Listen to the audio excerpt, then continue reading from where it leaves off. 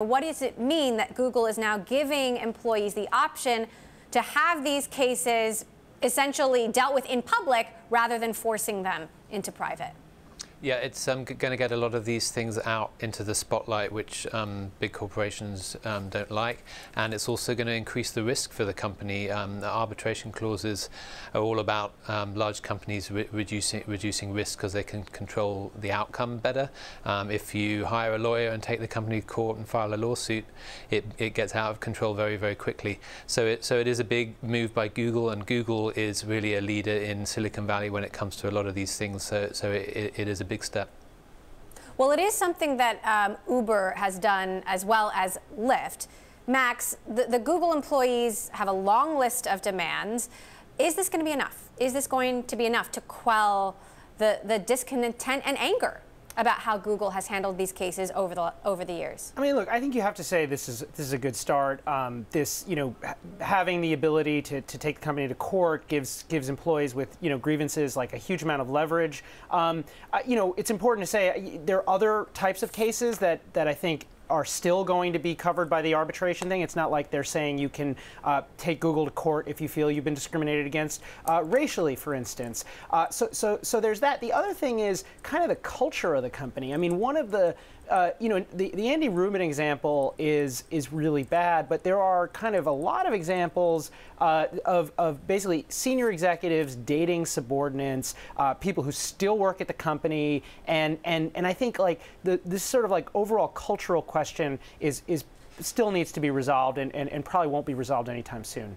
Right, and Google says it has rules around that. You're supposed to report any relationships to senior executives, But Alistair, it's really about, as Max mentioned, it's about a broader culture that has enabled this for so long, and can that change? One of the telling changes that Google announced today seems quite small, but again, I think it's very important.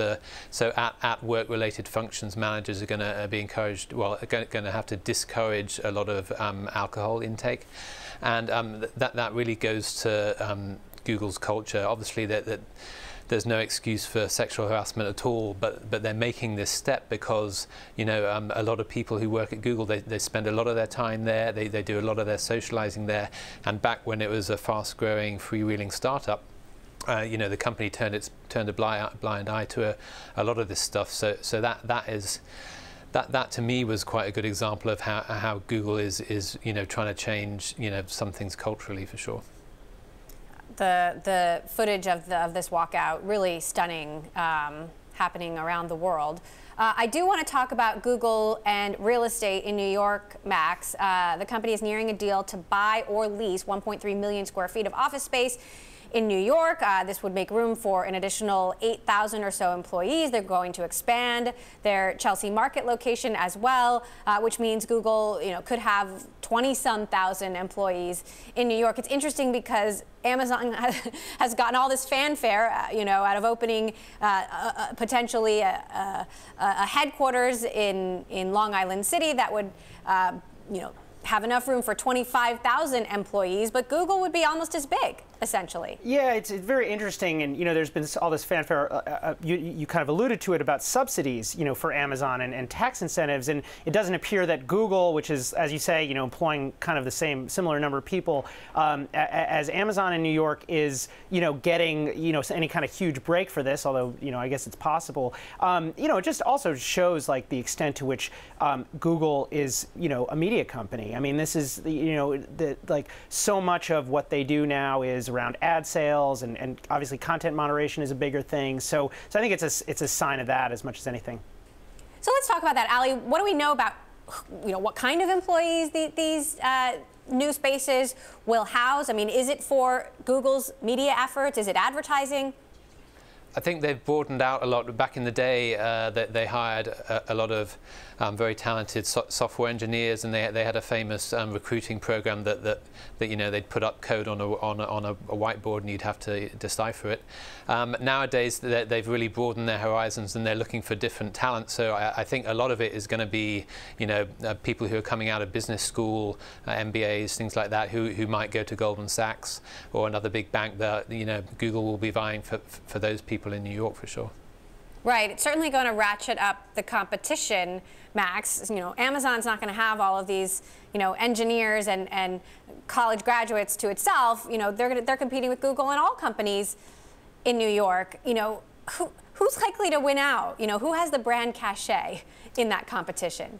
I mean, you know, this story around sexual harassment and you know, many of these other, we haven't talked about China, we haven't talked about the controversies over Google's work with the Defense Department, but this is a company that is, you know, really for the first time, I think, you know, in its you know, not super long life, is facing like serious brand issues, and that include those scandals. They're much of this is kind of taken on a political component, where you have conservatives kind of complaining that there's implicit bias, and Amazon, you know, there has been a little bit of backlash over over kind of its tactics in terms of getting subsidies, but you know, you got to say that's a company where its brand cachet is pretty good now. I mean, people really trust Amazon. It's kind of avoided, at least so far, you know, many of the kind of potholes and sort of thing that Google and Facebook and other big tech companies have run into lately.